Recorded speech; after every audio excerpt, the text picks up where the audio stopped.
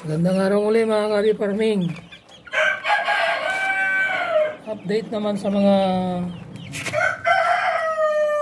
1-month-old na chicks natin, Rhode Island chicks.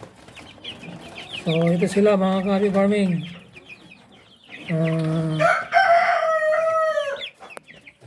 Natitira rito na babae, mga 3 na lang. Kasi naibenta ko yung dalawa ng nakarang araw. So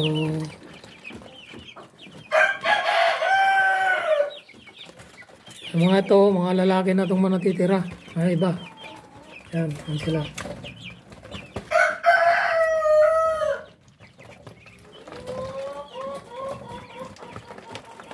Yan.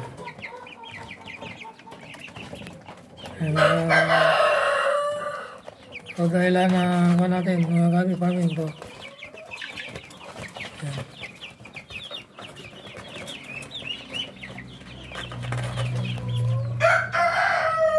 So yan yung natin, yung ducklings.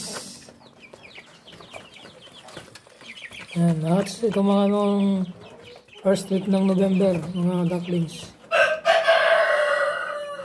Bali 5 sila. Bihira tayo makaparami ng mga Kabi Farming ng ducklings kasi hindi natin yung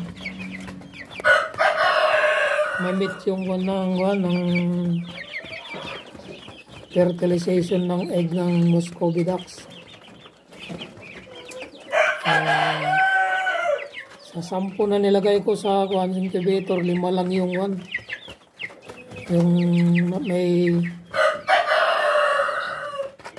may fertile.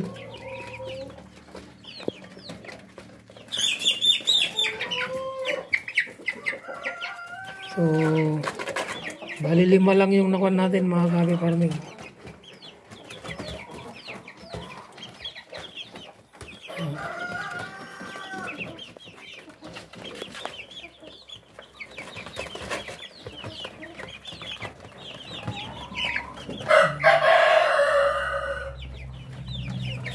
Yung natin mga sisiw natin na 1-month-old sa Rhode Island.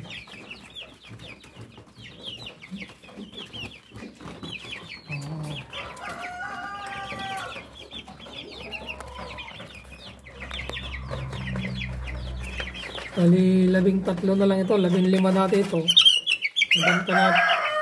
Nabenta natin yung mga babae. Binili nila.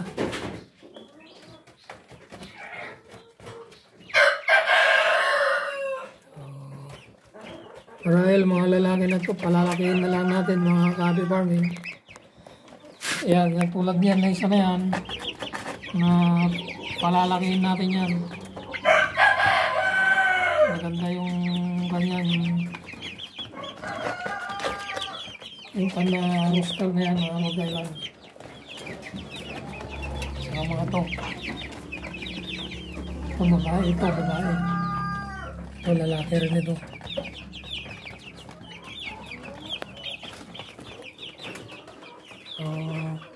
Hanggang sa muli mga Kabi Farming, hanggang dito lang muna ang ating share sa ating mga silent viewer.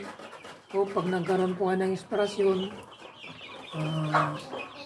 marahil di na kayo magdadalawang isip na mag-subscribe.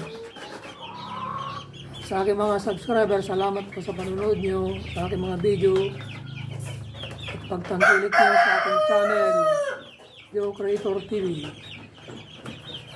Maraming salamat po sa comment, like, and share.